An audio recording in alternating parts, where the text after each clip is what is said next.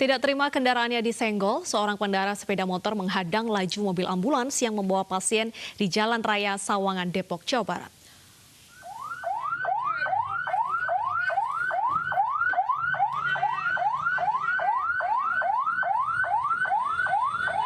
Video amatir yang diambil perawat Rumah Sakit Umum Depok ini memperlihatkan sikap arogansi seorang pemudi sepeda motor yang memaki sopir dan menghadang laju mobil ambulans yang membawa pasien ke rumah sakit.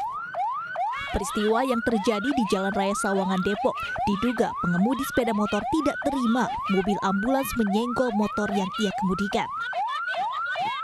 Aksi adu mulut pun tidak terhindarkan.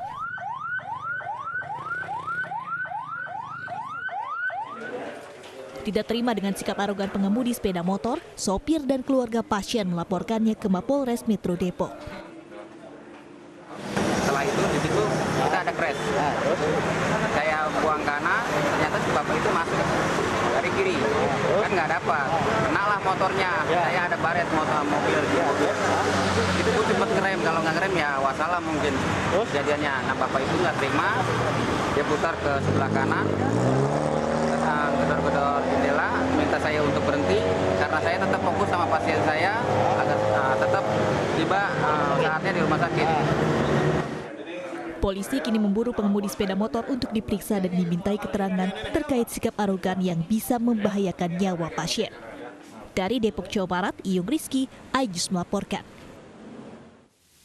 Meski hari bebas kendaraan bermotor di Jakarta tak lagi berlokasi di Jalan Sudirman Tamrin, namun warga masih tetap saja datang untuk berolahraga.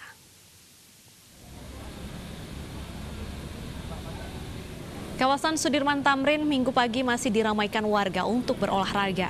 Tak hanya jalan santai atau lari pagi, namun banyak juga warga yang melintasi kawasan jalan protokol ini dengan bersepeda. Sejak 28 Juni lalu, Hari Bebas Kendaraan Bermotor atau HBKB di Jakarta tak hanya berlokasi di Jalan Sudirman Tamrin saja. Namun Gubernur DKI Jakarta Anies Baswedan menetapkan 32 kawasan di 5 wilayah DKI Jakarta yang bisa dijadikan warga untuk berolahraga di Minggu pagi.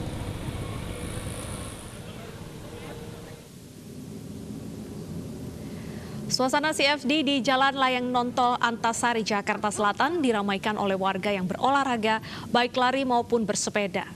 Namun sayangnya pemirsa, banyak dari warga yang tidak mematuhi protokol kesehatan seperti tidak memakai masker dan berkumpul. Sejumlah petugas pun disiagakan dan memantau aktivitas warga yang berolahraga di Jalan Layang Nontol Antasari yang buka dari pukul 6 pagi hingga pukul 9 pagi.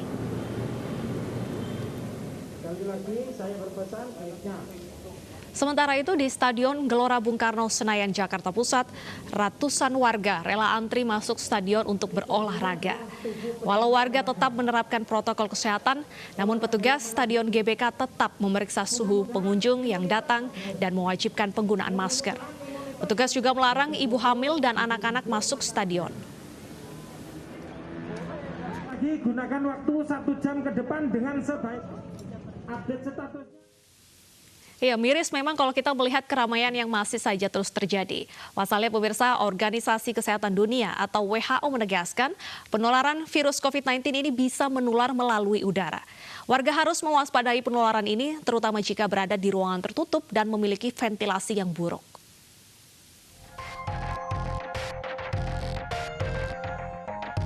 Ratusan pakar menyebut virus corona COVID-19 bukan hanya menular lewat droplet atau percikan air liur, tetapi juga bisa menular lewat airborne atau di udara. Organisasi Kesehatan Dunia WHO telah mengkonfirmasi penularan virus corona SARS-CoV-2 penyebab COVID-19 bisa menular melalui udara atau transmisi airborne.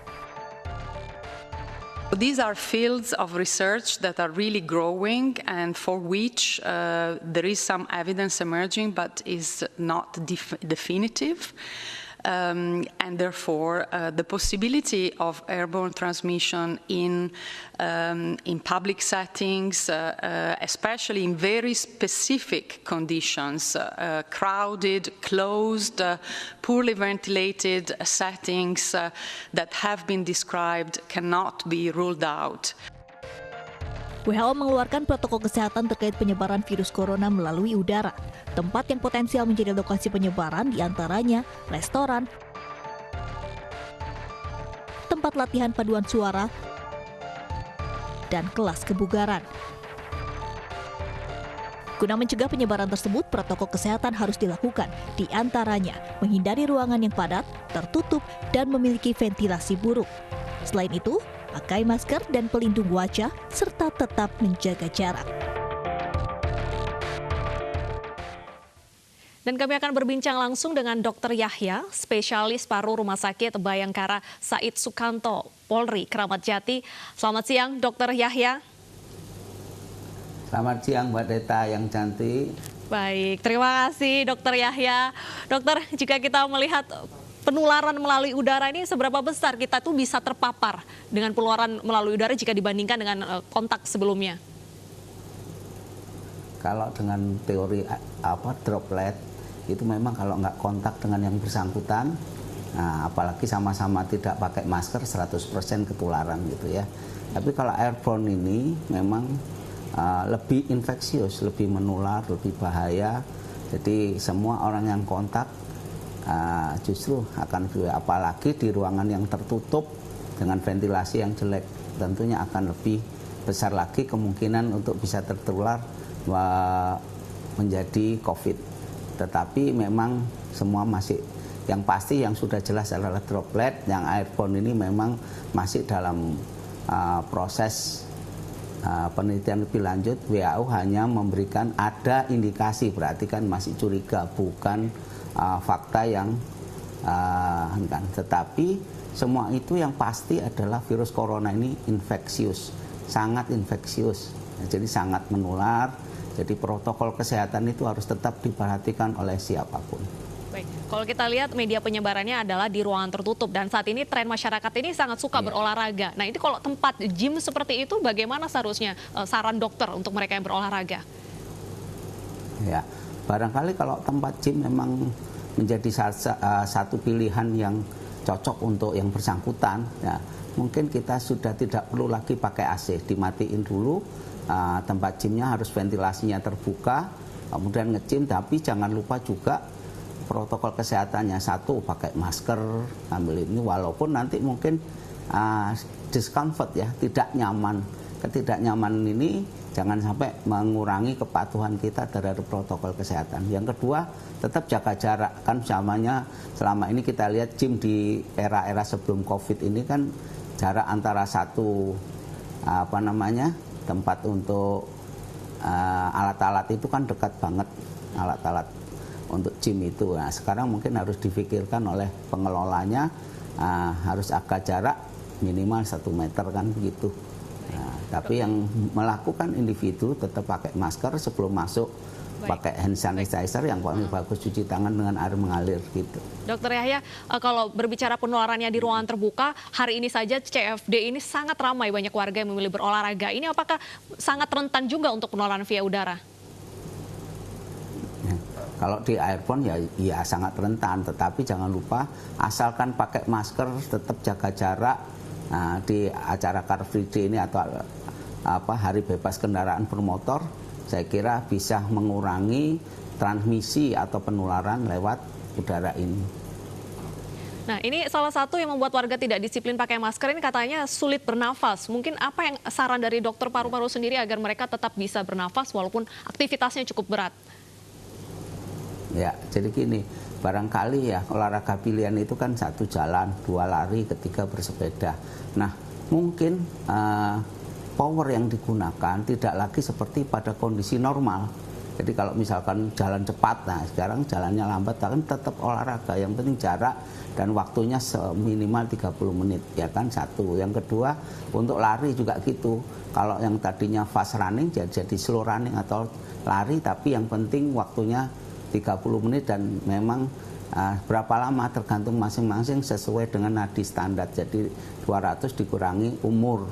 Nah, itu nanti nadinya udah tercapai, udah kita pelan-pelan lagi. Yang ketiga, bersepeda.